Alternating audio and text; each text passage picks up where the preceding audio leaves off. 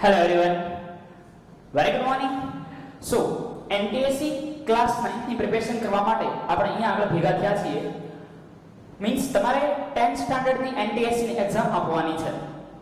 But 9th નું જે study કરી ગયા છીએ એને ફરી એકવાર આખા સ્ટાન્ડર્ડને ફાસ્ટ ફોરવર્ડ કરી લઈએ, એટલે જે પણ તમે અત્યાર સુધી ભણી ચૂક્યા છો એ ફરી એકવાર રિવાઇઝ થઈ જાય. ઘણું બધું આવડતું હશે એટલે આપણે ફાસ્ટ ફોરવર્ડથી આખા લેક્ચર છે એ બધા રિવાઇઝ કરી લઈએ છીએ. તો ચલો ડિયર ફ્રેન્ડ્સ શરૂ કરીએ. સૌથી પહેલા ધોરણ નંબર 9 ની અંદર પહેલા ચેપ્ટરથી શરૂઆત કરીએ. પ્રયત્ન એવો કરશું કે દરેક લેક્ચરની અંદર એક ચેપ્ટર છે એ ડિયર ફ્રેન્ડ્સ કમ્પ્લીટ થઈ જાય. એટલે ઓલમોસ્ટ જે મેઇન 12 ચેપ્ટર્સ છે એ જે પૈકી 1 થી 4 ફિઝિક્સ, 1 થી 4 કેમેસ્ટ્રી, 5 6 7 બાયોલોજી અને 8 થી 12 છે એ ફિઝિક્સના ચેપ્ટર છે. એટલા પ્રોપરલી કવર કરવો એ આપણો ટાર્ગેટ છે, જેથી કરીને ત્યાં આગળ તમારે વાંધો ના આવે. તો શરૂ કરીએ ચેપ્ટર નંબર 1. ચેપ્ટર નંબર 1 છે આપણી આસપાસના દ્રવ્ય. હવે આપણી આસપાસના દ્રવ્યની વાત કરીએ તો સૌથી પહેલા જોઈએ તો દ્રવ્ય શું છે? તો કે દ્રવ્ય એ એક એવી વસ્તુ છે કે જે પોતે દળ ધરાવે છે અને જે પોતે કદ ધરાવે છે, એટલે કે જગ્યા રોકે છે. તો જેને આપણે શેના તરીકે ઓળખીએ છીએ? દ્રવ્ય તરીકે ઓળખીએ છીએ. ફરી એકવાર દ્રવ્ય શું છે? જે પદાર્થ જગ્યા રોકે છે અને દળ ધરાવે છે તેને આપણે દ્રવ્ય કહીએ છીએ. પછી આગળ વધીએ તો દ્રવ્ય છે એ બહુ સૂક્ષ્મ કણનું બનેલું છે. દ્રવ્ય એ બહુ સૂક્ષ્મ કણનું બનેલું છે. એ સૂક્ષ્મ કણને આપણે પરમાણુ તરીકે ઓળખીએ છીએ. ક્લિયર? હવે પછી સીધા મેઇન ટોપિક પર આવીએ. એ દ્રવ્યની મુખ્ય 5 અવસ્થા. મુખ્ય શું? કુલ 5 અવસ્થા જે આપણે સ્ટડી કરવાની છે. 5 અવસ્થા કઈ છે? ઘન, પ્રવાહી, વાયુ, પ્લાઝ્મા અને બોઝ-આઇન્સ્ટાઇન સંઘટન. તો કદાચ આવા પ્રશ્ન આની અંદર આવે કે ઓકે 3 પ્રકારના પ્રશ્ન જે બોલવી ખાસ સાંભળજો છે, બહુ સિમ્પલ.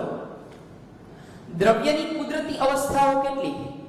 દ્રવ્યની કુદરતી અવસ્થા કેટલી? તો કે દ્રવ્યની કુદરતી અવસ્થા છે એ કુદરતી 3 અવસ્થા છે. દ્રવ્યની કુલ અવસ્થા છે જે આપણા સ્ટાન્ડર્ડની અંદર છે કુલ 5 અવસ્થા છે. એટલે ભૂલ ના પડે, કુદરતી અવસ્થા પૂછે તો તમારે 3 લખવાનું છે.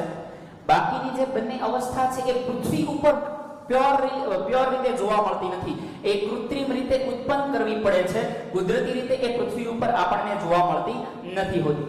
ક્લિયર? તો કુલ અવસ્થા કઈ છે? કેટલી છે? 5. આની અંદર કઈ આવશે? તો કે ઘન, પ્રવાહી, વાયુ. બધી લખતો નથી, ભૂલી જાઉં છું. ઘન, પ્રવાહી, વાયુ, પ્લાઝ્મા અને બોઝ-આઇન્સ્ટાઇન સંઘટન. હજી એક સવાલ છે કે સૌથી વધારે ઊર્જા ધરાવતી અવસ્થા કઈ? વધારે ઊર્જા ધરાવતી અવસ્થા કઈ છે? તો એ આવશે પ્લાઝ્મા. કઈ આવશે? પ્લાઝ્મા. ચલો ક્લિયર? મારો સ્ક્રીનશોટ આગળ વધીએ. 3 2 1. નેક્સ્ટ નંબર માટે આગળ જઈએ. હવે સીધા આવતા રહીએ કે ઘન, પ્રવાહી અને વાયુ એ શું છે એ સમજવા માટે. ચલો તો મુખ્ય 3 અવસ્થા છે. કઈ તો કે ઘન, પ્રવાહી અને વાયુ. આપણને બધાને એ ખબર છે કે ઘનની અંદરના જે કણ છે એ બહુ નજીક રહેલા હોય છે. પ્રવાહીની અંદર રહેલા કણ થોડા દૂર રહેલા હોય છે અને વાયુની અંદર કોઈ પ્રકારનું નક્કી હોતું નથી. એટલે કે તેના કણો વચ્ચે બહુ વધારે ગેપ જોવા મળતો હોય છે. ઇન શોર્ટ ઘન, પ્રવાહી અને વાયુની લાક્ષણિકતાઓની વાત કરીએ ટૂંકમાં તો ઘન પદાર્થની અંદર ચોક્કસ આકાર, ચોક્કસ કદ અને ચોક્કસ બાઉન્ડરીઝ હોય છે. જ્યારે પ્રવાહી પદાર્થમાં આકાર હોય છે, આકાર હોતો નથી પરંતુ કદ હોય છે. પ્રવાહીને કોઈ આકાર જોવા મળતો નથી, એ માત્ર કદ ધરાવે છે. પ્રવાહીને જે પાત્રમાં ભરવામાં આવે એ પાત્ર જેવો આકાર એ પ્રવાહી ધારણ કરે છે. એને કોઈ ચોક્કસ આકાર જોવા મળતો હોતો નથી. જ્યારે વાયુની વાત કરીએ તો એને આકાર, કદ, બાઉન્ડરી કોઈ વસ્તુ જોવા નથી મળતી. તો આ રીતે ઘન, પ્રવાહી અને વાયુ આ 3ને એક્સપ્લેન આપણે કરી શકીએ છીએ. ત્યાંથી મિત્રો આગળ વધીએ તો ઘન પદાર્થ છે એની ઉપર જે પ્રેશર આપવામાં આવે, દબાણ આપવામાં આવે તો દબાણની કોઈ અસર જોવા મળતી નથી. દાખલા તરીકે તમે નાના એવા છોકરાને આજુબાજુમાં કોઈક નાનો છોકરો છે ને રમાડો છો, ખભે બેહાડીને આંટા મારો છો તો એના દબાણની અસરથી તમારો આકાર ક્યારેય બદલાતો નથી. જ્યારે પ્રવાહી ઉપર દબાણ આપવામાં આવે તો માઇનોરલી, પાર્શિયલી એના ઉપર, માઇનોર કહું છું એટલે આ અસર લગભગ નહિવત હોય છે. અને વાયુની વાત કરીએ તો વાયુમાં દબાણની સૌથી વધારે અસર થાય છે. એનું રીઝન શું છે? કારણ કે વાયુના કણો એકબીજાથી દૂર છે. દૂર છે એટલે કે વચ્ચે સ્પેસ છે, વચ્ચે એવી અવકાશ છે કે એ અવકાશના લીધે મિત્રો આપણે જોવા જઈએ તો એ અવકાશના લીધે દબાણ આપતા કણ એકબીજાની નજીક છે એ આવી શકે છે. એ પછી આગળ વધીએ. ઘન પદાર્થ છે કોઈ પ્રસરણનો ગુણધર્મ નથી ધરાવતો. પ્રસરણ એટલે કે વહી જતું નથી. જ્યારે પ્રવાહી વહન આ બધું આપણે સ્ટડી કરી ગયા છીએ. એક તમને યાદ રહે એ માટે થોડું સ્પીડમાં એક ચેપ્ટર વ્યવસ્થિત રીતે યાદ રહી જાય એ માટે આપણે આગળ ચલાવીએ છીએ. આગળ વધીએ તો ઘન પદાર્થને કોઈ પ્રકારનો વહનશીલતાનો ગુણધર્મ નથી હોતો. એટલે કે કોઈ દાખલા તરીકે આ પેન છે, પેન મારા હાથમાંથી પડી હોય તો એ એકદમ પ્રસરવા નથી લાગતી. જ્યારે પ્રવાહી છે એ પ્રસરવા લાગે છે એટલે કે એ વહનશીલતાનો ગુણધર્મ ધરાવે છે. જ્યારે વાયુ છે તો બહુ સ્પીડલી એ વહનશીલતાનો ગુણધર્મ ધરાવે છે. વાયુનો એક વેરિયસ કેરેક્ટર છે, વેરિયસ ગુણધર્મ એક બહુ અલગ પ્રકારનો ગુણધર્મ છે કે વાયુને જ્યારે જે પાત્રમાં ભરવામાં આવે એ ગમે એટલો એ પાત્રમાં સહેજ એવો પણ વાયુ હોય તો એ આખા પાત્રની અંદર ફેલાઈ જતો હોય છે. ફરીવાર વાયુ છે એને જે પાત્રમાં ભરવામાં આવે એ પાત્રમાં તે ફેલાઈ જાય છે એટલે કે આપણે એવું કહી શકીએ કે તે પ્રસરણ પામી જાય છે. પ્રસરણ પામી અને પાત્રની દિવાલ પર તે દબાણ ઉત્પન્ન કરે છે. દાખલા તરીકે ફુગાની વાત કરીએ તો કન્ટિન્યુઅસલી એમાં જ્યારે વાયુ ભરતા ગયા હોઈએ તો એક સમય એવો આવશે કે ફુગો ફાટી જશે એટલે કે વાયુના કણ છે એ ફુગાની દિવાલ પર દબાણ ઉત્પન્ન કરે છે. જ્યારે પ્રવાહીના કણ છે એ ઓછું દબાણ ઉત્પન્ન કરે છે અને ઘન પદાર્થ લગભગ ક્યારેય દબાણ ઉત્પન્ન કરતા નથી હોતા, જે વાયુ જેટલું દબાણ ઉત્પન્ન કરતા હોતા નથી. ક્લિયર? ચલો આગળ વધીએ તો આ હતા ઘન, પ્રવાહી અને વાયુના પ્રોપરલી ગુણધર્મ સમજ્યા. દ્રવ્યની એની પહેલા દ્રવ્યની લાક્ષણિકતા પણ યાદ રહેવી જોઈએ કે દ્રવ્ય શું છે તો કે એક સૂક્ષ્મ કણોનું બનેલું જેને આપણે દ્રવ્ય તરીકે ઓળખીએ છીએ. બરાબર? પરમાણુની વાત કરીએ, દ્રવ્ય એટલે અતિ સૂક્ષ્મ કણોનું બનેલું છે. એ અતિ સૂક્ષ્મ કણને આપણે શેના તરીકે ઓળખીએ છીએ તો કે એ અતિ સૂક્ષ્મ કણને આપણે ડિયર ફ્રેન્ડ્સ પરમાણુ એટમ તરીકે ઓળખીએ છીએ. હવે એ જે પરમાણુ છે એ ઘણા બધા પરમાણુઓ ભેગા થઈ અને એક તત્વ બનાવે છે.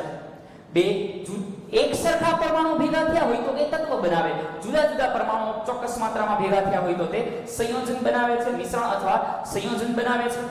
ક્લિયર? તો તત્વની વાત કરીએ એટલે કે દ્રવ્યના કણની લાક્ષણિકતાની વ્યવસ્થિત રીતે વાત કરીએ તો દ્રવ્યના કણ છે એ એકદમ સૂક્ષ્મ કણનો બનેલો છે. બીજા ગુણધર્મ પર જઈએ તો દરેક દ્રવ્યનો કણ છે એ ગતિશીલ હોય છે. દરેક દ્રવ્યનો કણ ગતિશીલ હોય છે. બસ એને જગ્યા મળવી જોઈએ. ઘન પદાર્થમાં તે પ્રોપર ગતિ નથી કરી શકતો, પરંતુ વાયુ પદાર્થમાં ફેરવવામાં આવે તો તે ગમે ત્યાં આંટા મારે છે. એટલે કે દરેક કણ છે એ કેવો છે? ગતિશીલ કણ ધરાવતો હોય છે. ક્લિયર? તાપમાન વધારતા તેની ગતિજ ઊર્જામાં વધારો થાય છે, કારણ કે જેવું આપણે અહીંયા આગળથી આના તાપમાનની અંદર વધારો કરીશું, આના તાપમાનમાં વધારો કરવામાં આવે એ કોઈ એક એટમના, ચલો અહીંયા આગળથી આપણે ઝૂમ કરીને સમજીએ. માની લો કે આના અહીંયા જે 4-5 પરમાણુઓ છે એના તાપમાનમાં આપણે વધારો કર્યો એટલે શું થશે તો કે કોઈ પરમાણુ છે એ પરમાણુ ઊર્જાને મેળવે છે. ઊર્જાને મેળવશે એટલે આની ઊર્જા હાઈ થઈ જશે, આની ઊર્જા વધશે એટલે એક જગ્યાએથી બીજી જગ્યાએ એ એકદમ સ્પીડલી પ્રસરવા લાગશે. કેમ તો કે આપણે 9th ની અંદર એ સમજ્યા હતા જે પદાર્થ ઊર્જા મેળવે એ પદાર્થ ઊર્જા ગુમાવે, કારણ કે સ્ટોર થાય તો વધારે પડતી ઊર્જા એ સ્ટોર કરી શકતો નથી હોતો. એટલે આ ઊર્જા મેળવશે એટલે અહીંયા આગળ વાઇબ્રેશન્સ થશે. વાઇબ્રેશન્સ થશે એટલે એની ગતિ ઊર્જામાં ધ્રુજારી ઉત્પન્ન થશે, સ્પંદન ઉત્પન્ન થશે અને સ્પંદન ઉત્પન્ન થવાના કારણે તેની ગતિજ ઊર્જામાં શું થશે? વધારો થશે. ક્લિયર? તો આ છે દ્રવ્યના કણની લાક્ષણિકતા. દ્રવ્યના કણ એકબીજાને જકડી રાખે છે, જે આપણે અહીંયા ઘન પદાર્થના પરમાણુની અંદર જોઈ શકીએ છીએ કે અહીંયા આગળ એક ચોક્કસ પ્રકારનું આંતરઆણવીય આકર્ષણ છે. અને એ પણ તમને ખબર છે કે આંતરઆણવીય આકર્ષણ ઘનમાં સૌથી વધારે, પ્રવાહીમાં ઓછું અને વાયુમાં સૌથી ઓછું જોવા મળે છે. કયું આકર્ષણ? આંતરઆણવીય આકર્ષણ. ક્લિયર? તો અહીંયા આગળ એકબીજાને પકડી રાખે છે. એનું મુખ્ય રીઝન શું છે તો કે અણુ વચ્ચે એક આંતરઆણવીય આકર્ષણ છે. તે દરેક અણુ એકબીજા સાથે આકર્ષણથી, એક ચોક્કસ પ્રકારના આકર્ષણથી જોડાયેલા છે. એ આકર્ષણના ઘણા બધા પ્રકાર હોઈ શકે. જો એ સંયોજન હોય તો 2 પ્રકારના બંધ હોઈ શકે. આઈધર આયનીય બંધ હોઈ શકે, અધરવાઇઝ એ સહસંયોજક બંધ હોઈ શકે. પાણીના અણુ જોડાયેલા છે તો એની વચ્ચે એક હાઇડ્રોજન બંધ હોઈ શકે. એની સિવાય 9th માં તમે ભણી ગયા હશો વોન ડર વાલ્સ બંધ હોઈ શકે. ક્લિયર? મેં 9th બ્રીફમાં એની માહિતી તમને કદાચ આપેલી છે. ચલો, તો ઘણા બધા આકર્ષણ હોવાની ધાતુ હોય તો એની અંદર ધાત્વિય બંધ હોઈ શકે.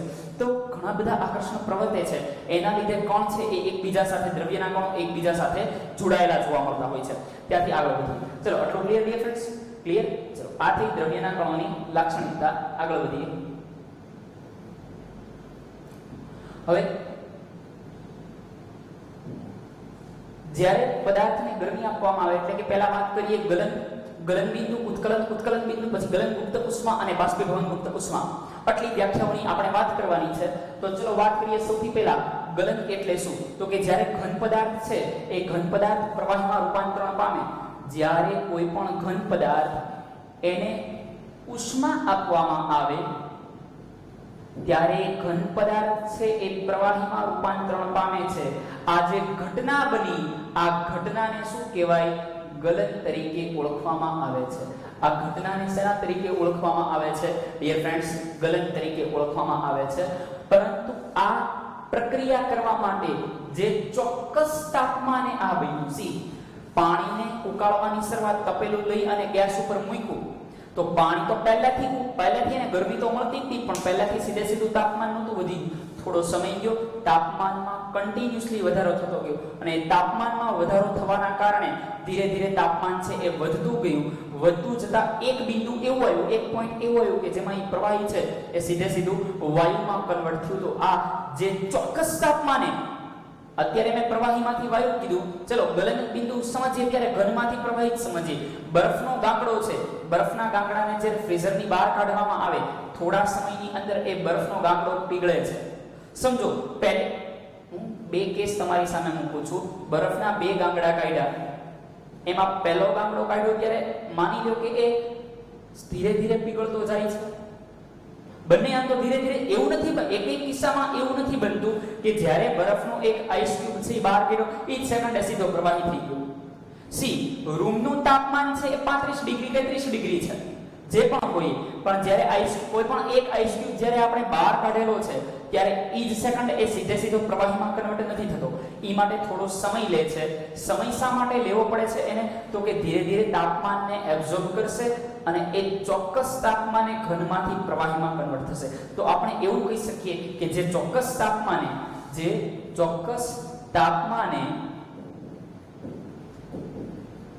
કેવા તાપમાને? જે ચોક્કસ તાપમાને એ ઘનમાંથી પ્રવાહી બને, જે ચોક્કસ તાપમાને એ ઘનમાંથી પ્રવાહી બને, એ ચોક્કસ તાપમાનને આપણે શેના તરીકે ઓળખીએ છીએ? તો કે એ ચોક્કસ તાપમાનને ગલન બિંદુ તરીકે ઓળખીએ છીએ. એ ચોક્કસ તાપમાનને શેના તરીકે ઓળખવામાં આવે છે? ગલન બિંદુ તરીકે ઓળખવામાં આવે છે. હવે બહુ મસ્ત વેરિયસ ટોપિક સમજાવવા જાઉં છું. બહુ મસ્ત મજાનો ટોપિક છે જેનું નામ છે ગલન ગુપ્ત ઉષ્મા. આઈ હોપ તમે મારી સ્પીડ સાથે રિલેટ કરી શકતા હશો. કદાચ તમને સ્પીડ વધારે લાગતી હોય તો નીચે સેટિંગમાં જઈ અને 0.75 ની સ્પીડે તમે સાંભળી શકો છો. ચલો આગળ વધીએ. તો હવે આપણે સમજીએ કે ગલન બિંદુ છે એ પછી ગલન ગુપ્ત ઉષ્મા એટલે શું? લેટન્ટ હીટ એટલે શું? ગલન ગુપ્ત ઉષ્મા, આને ખાસ સમજો. હવે ચલો અહીંયા એક આઈસનો ક્યુબ છે, બરફનો ટુકડો છે. બરફના ટુકડાની અંદર ઘણા બધા બરફના પરમાણુઓ જોવા મળશે.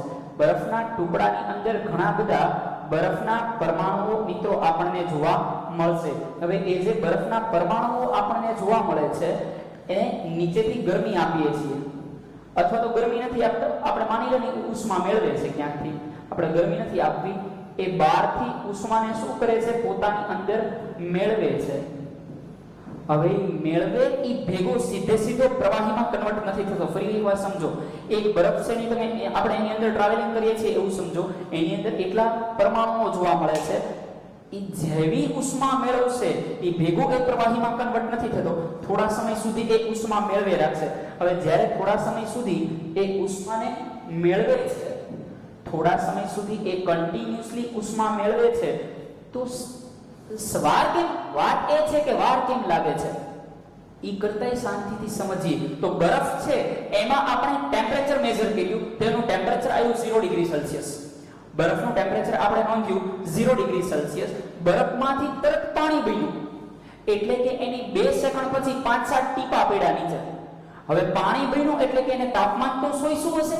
તાપમાન એબ્ઝોર્બ કર્યું હશે, અને જો ટેમ્પરેચર એબ્ઝોર્બ કરે તો જે ઘનમાંથી પ્રવાહીમાં કન્વર્ટ થાય. એટલે કે એનું તાપમાન શોષી લીધું, નીચે પાણી પડ્યું, એ પાણીનું તાપમાન નાખ્યું, પાણીનું તાપમાન 0 ડિગ્રી સેલ્સિયસ. સમજો યાર, ફરી એકવાર કહું છું, અહીંથી ઉષ્મા મેળવે છે એવું માની લઈએ.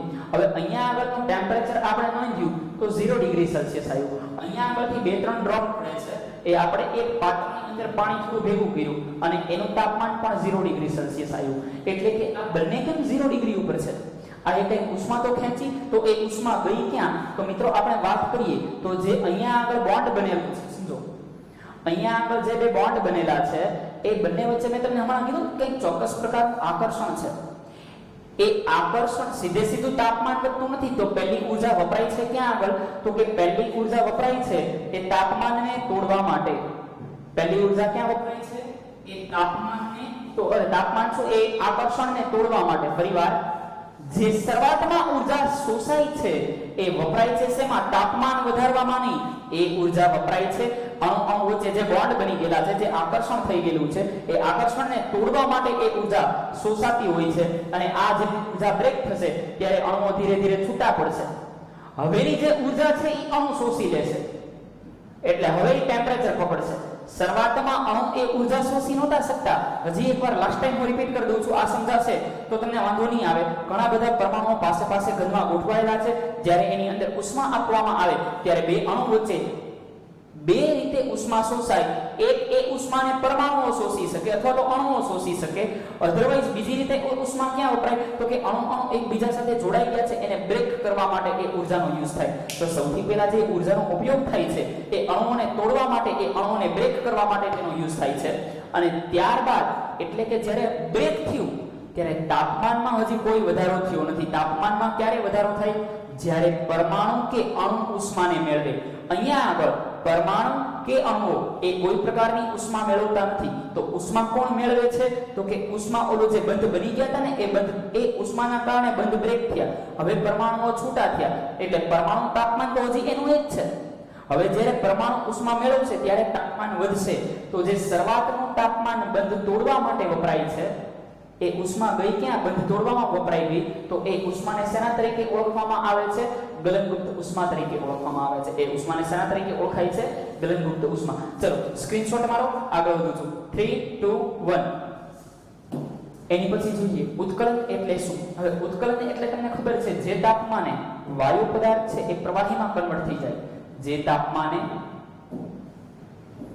તાપમાન કરતા જ્યારે વાયુ છે એનું રૂપાંતરણ પ્રવાહીમાં થતું હોય તો અહીંયા આગળ શું આપીએ છીએ? ઊંધું લખ્યું ને, પ્રવાહીનું રૂપાંતરણ વાયુમાં થતું હોય, પ્રવાહીનું રૂપાંતરણ વાયુમાં થાય એને શું કહેવાય? અને ઊંધું સમજી લઈએ કે વાયુનું રૂપાંતરણ પ્રવાહીમાં થાય એને શું કહેવાય? તો યાદ રાખજો, વાયુનું રૂપાંતરણ પ્રવાહીમાં થાય આ ઘટનાને ઠારણ તરીકે ઓળખવામાં આવે છે. ફરીવાર, વાયુનું રૂપાંતરણ જ્યારે પ્રવાહીમાં થાય આ ઘટનાને મિત્રો આપણે ઠારણ તરીકે ઓળખીએ છીએ. અને જ્યારે પ્રવાહીનું રૂપાંતરણ વાયુમાં થાય આને ઉત્કલન તરીકે ઓળખીએ છીએ. આ ઘટનાને શું કહેવાય? ઉત્કલન. આના માટે શું આપીએ છીએ? ઉષ્મા. હવે જે ચોક્કસ તાપમાને આ વસ્તુ થાય છે, જે ચોક્કસ તાપમાને આ બનતું હોય છે, એ ચોક્કસ તાપમાનને કેવા બિંદુ તરીકે ઓળખવામાં આવે છે? ઉત્કલન બિંદુ તરીકે ઓળખવામાં આવે છે. કેવા બિંદુ તરીકે ઓળખાય છે એ તાપમાનને? ઉત્કલન બિંદુ તરીકે. ચલો ડિયર ફ્રેન્ડ્સ, ક્લિયર? ઉત્કલન બિંદુ એટલે શું? તો અહીંયા આગળ જે ચોક્કસ તાપમાનને જ્યારે પ્રવાહી વાયુમાં કન્વર્ટ થાય, રૂપાંતરણ થાય એને ઉત્કલન બિંદુ તરીકે ઓળખવામાં આવે છે. આ જ રીતે જેમ આપણે ગલનગુપ્ત ઉષ્મા સમજ્યા કે જ્યારે ઉષ્મા આવે ત્યારે શરૂઆતનો ભાગ છે એ બંધ તોડવા માટે વપરાય છે, એ ઉષ્મા દેખાતી નથી, આને ગલનગુપ્ત ઉષ્મા કહેવાય. ક્યારે? તો કે જ્યારે ઘનમાંથી પ્રવાહીમાં રૂપાંતરણ થાય ત્યારે. એ જ રીતે ડિયર ફ્રેન્ડ્સ, જ્યારે પ્રવાહીમાંથી વાયુમાં રૂપાંતરણ થાય, જ્યારે પ્રવાહીમાંથી વાયુમાં રૂપાંતરણ થાય ત્યારે અમુક ઉષ્માનો જથ્થો છે એ શોષાઈ જાય છે. અને જે જથ્થો શોષાઈ જાય છે એને બાષ્પીભવન મુક્ત ઉષ્મા તરીકે ઓળખવામાં આવે છે. જે આપણે એક ચોક્કસ ગ્રાફ દ્વારા સમજીએ. ચલો પેલાને સ્ક્રીનશોટ મારી લો. 3 2 1.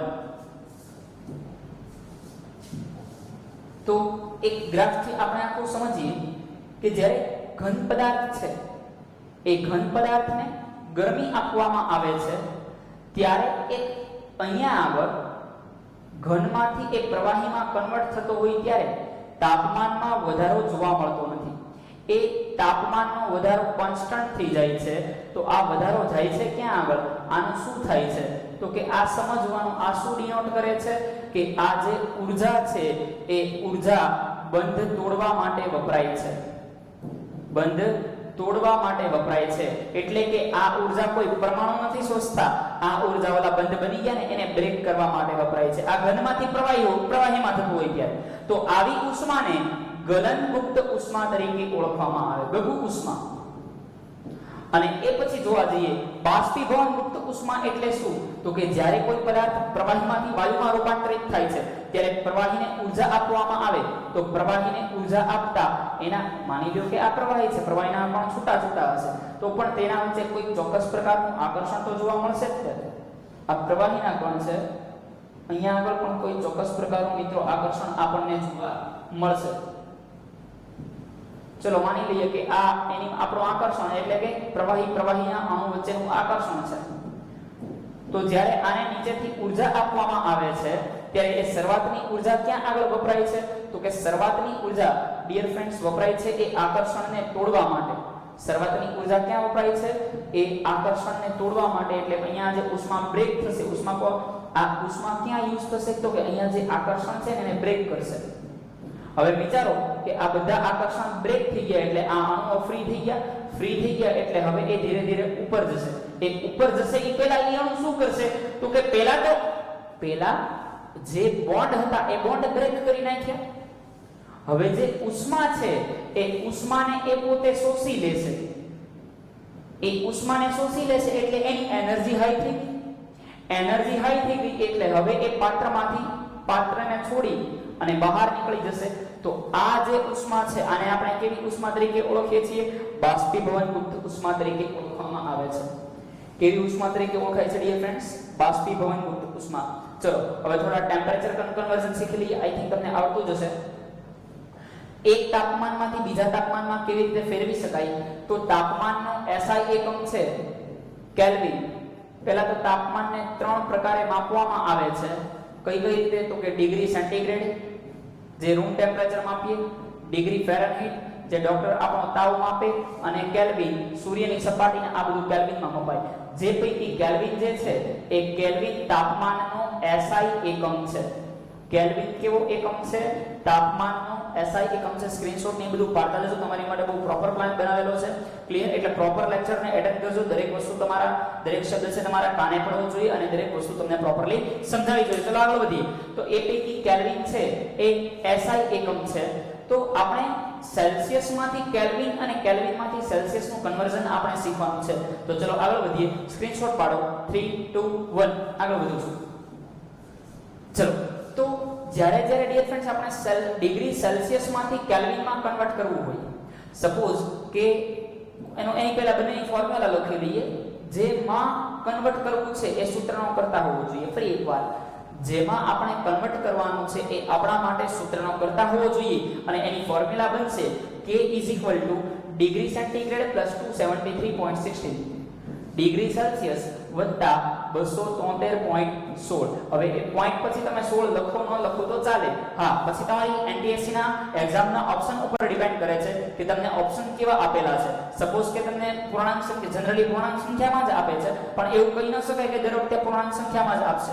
ક્લિયર? તો તમારે 273 લઈને કાઉન્ટિંગ કરવાનું, પછી નિયર બાય નો આન્સર આવતો એ લગાડી દેવાનો. 273.16 લઈને કરશો તો થોડો સમય વધારે લેશે, તો આપણે 0.16 ન લખીએ તો ચાલે, કોઈ ટેન્શન નથી. ચલો ક્લિયર?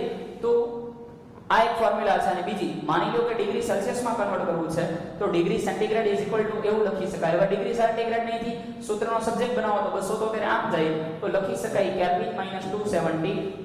ક્લિયર? બંનેના એક એક્ઝામ્પલ જોઈ લઈએ કે સપોઝ કે 27 ડિગ્રી સેલ્સિયસને કેલ્વિનમાં કન્વર્ટ કરો. જેમાં હજી એકવાર ભૂલ ના પડે, જેમાં કન્વર્ટ કરવાનું છે સૂત્રનો કરતા, તો સૂત્રનો કરતા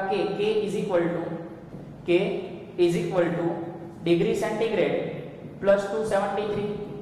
ડિગ્રી સેન્ટીગ્રેડ કેટલા છે? 27 + 273 એટલે એ થઈ જશે 300 ડિગ્રી સેન્ટીગ્રેડ. ચલો ત્યાંથી આગળ જઈએ. હવે એક એવું એક્ઝામ્પલ આપેલું છે કે ભાઈ આને તમે ડિગ્રી કેલ્વિનમાં આપેલું છે, તમે ડિગ્રી સેન્ટીગ્રેડમાં કન્વર્ટ કરો અને આપેલું છે 673 કેલ્વિન. તો જેમાં કન્વર્ટ કરવાનું છે અને સૂત્રનો કરતા બનો બહુ સિમ્પલ ચેપ્ટર છે. Degree centigrade is equal to શું થશે તો કે degree centigrade is equal to K - 273 K - 273. તો 673 માંથી 273 ને આપણે સબટ્રેક્ટ કરીએ તો કેટલા વધશે 400 ડિગ્રી સેન્ટીગ્રેડ. ક્લિયર? રૂચો કેરો હોય અહીંયા આગળ કેલ્વિન આવશે ને, અહીંયા 300 ડિગ્રી સેન્ટીગ્રેડ ની અહીંયા શું આવશે કેલ્વિન. ચલો ક્લિયર? તો આ ડિગ્રી સેન્ટીગ્રેડમાં આપણે બે ફિલ્ડ્સ કન્વર્ટ કરી લીધું. હવે હજી એક આમાંથી ક્વેશ્ચન પૂછાઈ શકે નિરપેક્ષ શૂન્ય તાપમાન એટલે શું? પહેલા સ્ક્રીનશોટ મારી લો. 3 2 1 આગળ વધીએ.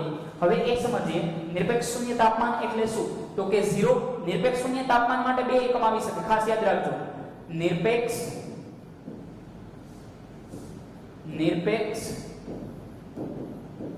શૂન્ય તાપમાન. હવે નિરપેક્ષ શૂન્ય તાપમાન એટલે 0 કેલ્વિન છે. આ ઓકે નથી લખેલું, 0 કેલ્વિન લખેલું છે. 0 કેલ્વિન આને નિરપેક્ષ શૂન્ય ટેમ્પરેચર તરીકે ઓળખવામાં આવે છે. અધરવાઇઝ મિત્રો એવું કહી શકાય કે ડિગ્રી સેન્ટીગ્રેડમાં ફેરવવું હોય તો -273 ડિગ્રી સેન્ટીગ્રેડ આ જે તાપમાન છે આને નિરપેક્ષ શૂન્ય તાપમાન તરીકે ઓળખવામાં આવે છે. એટલે કે આનાથી ઓછું તાપમાન શક્ય નથી. એટલે કે -1 કેલ્વિન શક્ય ના બની શકે. -1 કેલ્વિન દુનિયામાં ક્યારેય શક્ય બની શકે નહીં. અને ડિગ્રી સેન્ટીગ્રેડમાં જોવા જઈએ તો કેટલું ઓછામાં ઓછું તાપમાન શક્ય છે 273 ડિગ્રી સેલ્સિયસ. એટલે કે -274 ડિગ્રી સેન્ટીગ્રેડ આખા યુનિવર્સમાં ક્યાંય શક્ય બને નહીં. કેમ તો કે આ નિરપેક્ષ શૂન્ય તાપમાન છે એટલે આનાથી ઓછું તાપમાન એ શક્ય નથી. ક્લિયર મિત્રો? તો નિરપેક્ષ શૂન્ય તાપમાનમાંથી એકાદ એમસીક્યુ આવી શકે. ચલો સ્ક્રીનશોટ મારો. ત્યારબાદ મિત્રો આપણે એની પછીના ટોપિક્સ પર જઈએ. 3 2 1 આગળ વધીએ છીએ. ચલો હવે આપણે સમજીએ દબાણની ઘન પ્રવાહી અને વાયુ પરની અસર. હવે જ્યારે આપણને એ ખ્યાલ છે કે ભાઈ ઘન ઉપર કઈ પ્રોપર અસર થતી નથી. દાખલા તરીકે જોવા જઈએ તો આપણા અહીંયા આગળ જો આપણા માથા ઉપર કોઈ ડોલ મૂકી દીધી તો માથાને કોઈ ફેર થોડું પ્રેશર ફીલ થાય, પણ એવું નથી થતું કે માથું છે પેમ્પું થઈ જાય. ક્લિયર? પેલા આટલું મોટું મસ્તક હતું પછી દબાઈ ગયું, ડોલ મૂકી તો આટલું એવું થઈ ગયું, તો પેલું કે ડબ્બી જેવું મોટું થઈ જાય. એવું ક્યારેય બનતું હોતું નથી. Clear dear friends? એટલે કે ઘન પદાર્થ પર ક્યારેય કોઈ ખાસ દબાણની અસર થતી નથી. હવે ક્યારેય કોઈ ખાસ એટલે એ સહન કરી શકે એટલા દબાણની વાત કરું છું. પછી માથા ઉપર જોરથી અથોડા મારવા માંડ્યા તો જરૂર કરતા એ દબાણ વધી ગયું. માથા ઉપર ઉપરથી કે બહુ જોરથી વસ્તુ પડી હોય કે કોઈ પણ ઘન પદાર્થ પર કોઈ જોરથી વસ્તુ પડી હોય તો યાર ઓબ્વિયસ તૂટી જવાની છે. બેન્ચ ઉપર તમે બેસો તો કઈ અસર નથી થવાની, પણ બેન્ચ ઉપર જોરથી 2 3 4 અથોડા મારવા લાગો તો એ તૂટવાની છે. કેમ તો કે અમુક હદ કરતા એ દબાણ છે એ વધી જાય છે. અને દબાણનું લેવલ જ્યારે વધે છે, અનબિયરેબલ અસહ્ય વસ્તુ જ્યારે આવે ત્યારે એ સહન ના કરી શકે તો ત્યારે એ તૂટી જતો હોય. ક્લિયર? બાકી દબાણના લીધે જનરલી ઘન પદાર્થના આકારમાં કોઈ ચેન્જ જોવા મળતો નથી. સેકન્ડ થિંગ તમને પૂછે કે કયો અપવાદ છે તો ખાસ લખજો સ્પોન્જ, જેને આપણે વાદળી કહીએ છીએ. તો વાદળી એ અપવાદ છે, ઘન હોવા છતાં પણ દબાય છે, કારણ કે એ એક્ચ્યુઅલી પદાર્થ નથી, એની અંદર વાયુનું મિશ્રણ છે. ક્લિયર? ચલો પ્રવાહી છે તો પ્રવાહી ઉપર પણ ખાસ પ્રકારની કોઈ અસર જોવા મળતી નથી હોતી. કેમ તો કે પ્રવાહીને જ્યારે દબાવવામાં આવે તો એની વચ્ચે કઈ ખાસ એટલી બધી સ્પેસ નથી કે જેથી કરીને અસર થઈ શકે. તો પ્રવાહી ઉપર થોડું પ્રેશર કરવામાં આવે તો પ્રવાહીના અણુ ત્યાં પાત્રની દિવાલ પર અસર કરશે, દિવાલ તોડીને બહાર નીકળી જશે. અને ત્યારબાદ વાત કરીએ તો સૌથી વધારે અસર શેના ઉપર થાય છે તો કે સૌથી વધારે દબાણની અસર વાયુ ઉપર થાય છે, કારણ કે એના અણુઓ ખૂબ દૂર છે અને ખૂબ દૂર અણુ હોવાના કારણે દબાણ આપતા તે ઘણા બધા નજીક આવી શકે તેમ છે. આની ઉપરના એપ્લાઇડ અમુક નાના મોટા ક્વેશ્ચન્સ પૂછે તો એ તમને ફાવવા જોઈએ. ક્લિયર? તો હજી એક વાર કે જ્યારે વાયુ છે, વાયુના અણુઓ છૂટા છે, તેના એપ્લાઇડ એટલે એક મસ્ત મજાની વાર્તા મૂકી દેશે. તો એવા લગભગ જનરલી ગુજરાતની એનટીએસસી બહુ ઈઝી હોય છે, કોઈ ટેન્શન લેવાની જરૂર નથી. ખાલી કન્ટેન્ટ ક્લિયર રાખજો, કન્સેપ્ટ ક્લિયર રાખજો, જે બોલું છું એ શબ્દ સાંભળતા જ લગભગ વાંધો નહીં આવે. અને એની ઉપરના એમસીક્યુની કોઈ પણ રીતે તમે પ્રેક્ટિસ કરજો. ચલો આગળ વધીએ. તો વાયુના અણુઓ એટલા બધા છૂટા હોય છે કે દબાણ આપતાની શરૂઆતમાં જ વાત કરી કે એકબીજાની નજીક આવે છે. તો વાયુનું સંકોચન આપણે કરી શકીએ છીએ અને એનું સંકોચન કરી અને એ વાયુને આપણે પ્રવાહીમાં રૂપાંતરિત કરી શકીએ છીએ. જ્યારે આ વાયુ પ્રવાહીમાં રૂપાંતરિત થશે ત્યારે તાપમાન બહુ નીચું હશે. એટલે કે આ પ્રવાહીમાં રૂપાંતરિત થવાની બે કન્ડિશન છે, ખાસ લખજો. વાયુનું પ્રવાહીકરણ કરવા માટે બે કન્ડિશન જરૂરી છે. વાયુનું પ્રવાહીમાં રૂપાંતરણ થવાની ઘટનાને શું કહેવાય? પ્રવાહીકરણ. કેવો બોલવાનો? પ્રવાહીકરણ. ચલો આગળ વધીએ. હવે વાયુના પ્રવાહીકરણ કરવા માટે બે કન્ડિશન એપ્લાય થાય છે. એ બંને કન્ડિશન અહીંયા આગળ લખું છું. કન્ડિશન સાંપો કલર આવી ગયો. Condition number 1. કન્ડિશન નંબર 1 કે દબાણ છે એ ખૂબ ઊંચું હોવું જોઈએ અને તાપમાન છે એ નીચું હોવું જોઈએ. કેમ? તો કે ઊંચા તાપમાને આ અણુઓ ઊર્જા મેળવશે અને ગતિ કરવા લાગશે. તાપમાન નીચું હોવું જોઈએ. નીચા તાપમાન હશે તો ઊર્જા નહીં હોય. ઊર્જા નહીં હોય તો ગતિ નહીં કરી શકે. તમે મસ્ત ખાઈ પીને અષ્ટપુષ્ટ છો તો દોડાદોડી કરશો. તમને 1-2 દિવસથી ખાવા જ નથી આવ્યું, તમે શાંતિથી એક જગ્યાએ બેઠા રહેશો. ઊર્જા નથી તો ગતિ પણ નથી. સિમ્પલ છે. ક્લિયર? ચલો મારો સ્ક્રીનશોટ આગળ વધીએ. 3 2 1. હવે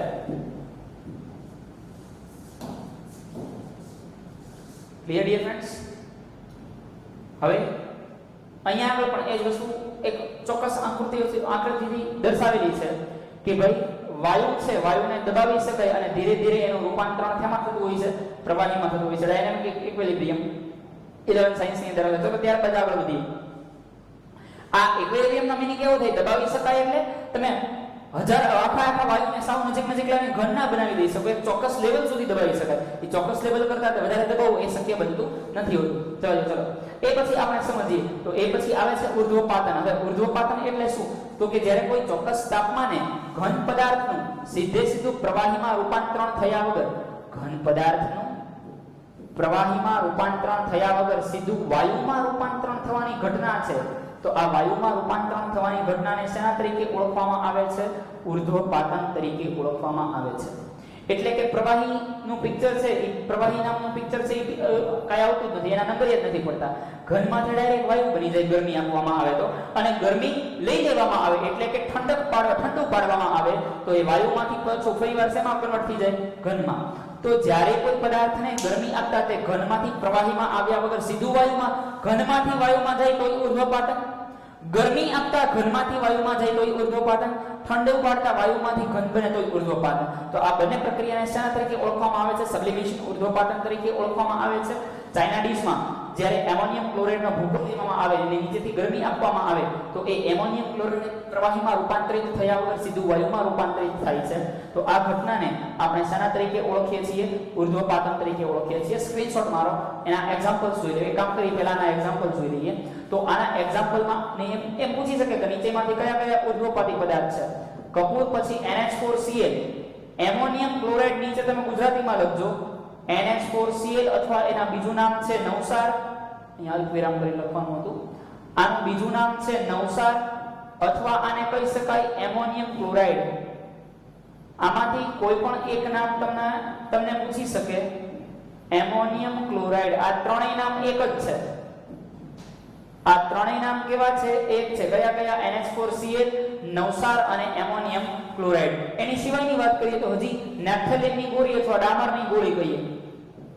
ડામરની ગોળી એના ઓબ્લિક કરીને એવું લખી નાખજો નેપ્થેલિન ગોલ્સ, નેપ્થેલિનની ગોળી.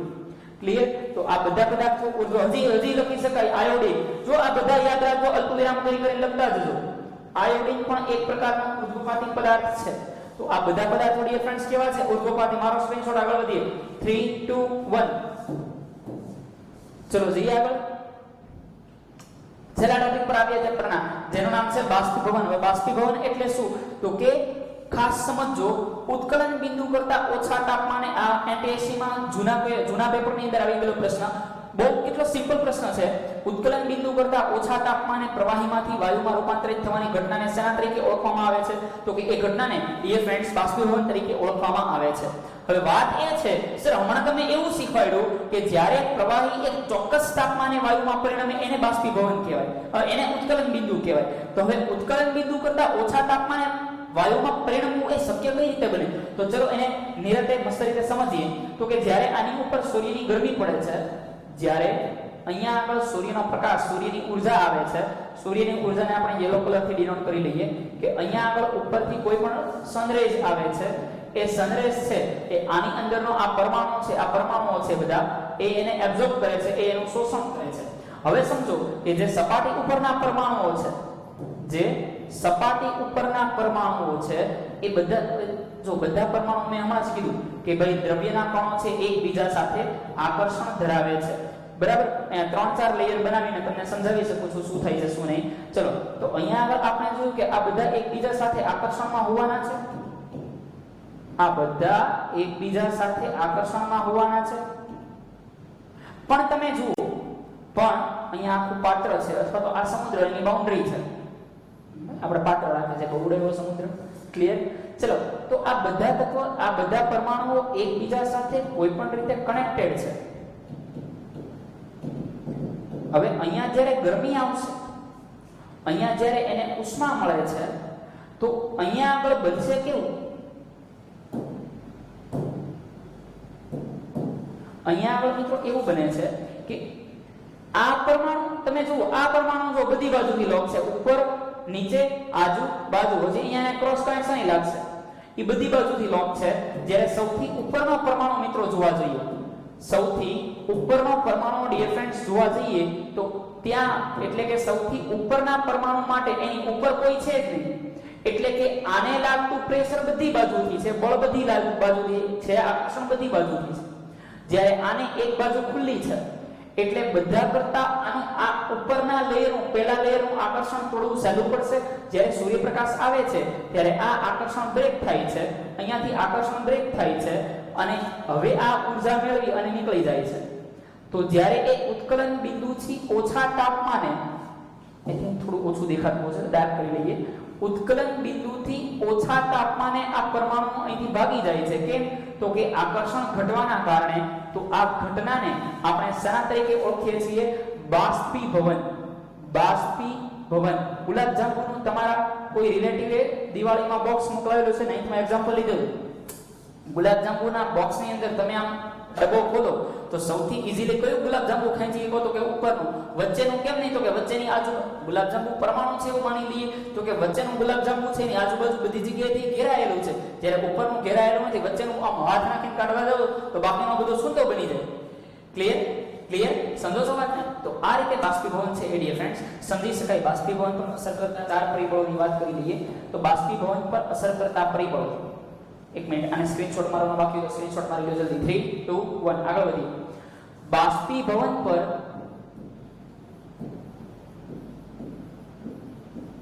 અસર કરતા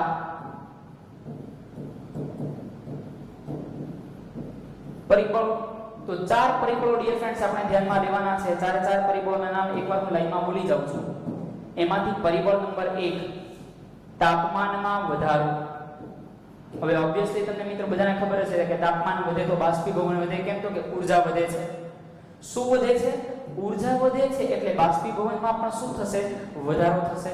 હવે તાપમાન પછી જોઈએ પવનમાં વધારો, એટલે કે પવનની ઝડપમાં વધારો. હવે ઓબ્વિયસ છે કે પવનની ઝડપ વધશે તો એ અણુઓને હવે પવનની અંદર ઊર્જા છે, ઊર્જા પવનની અંદર ઊર્જા છે એટલે શું થશે?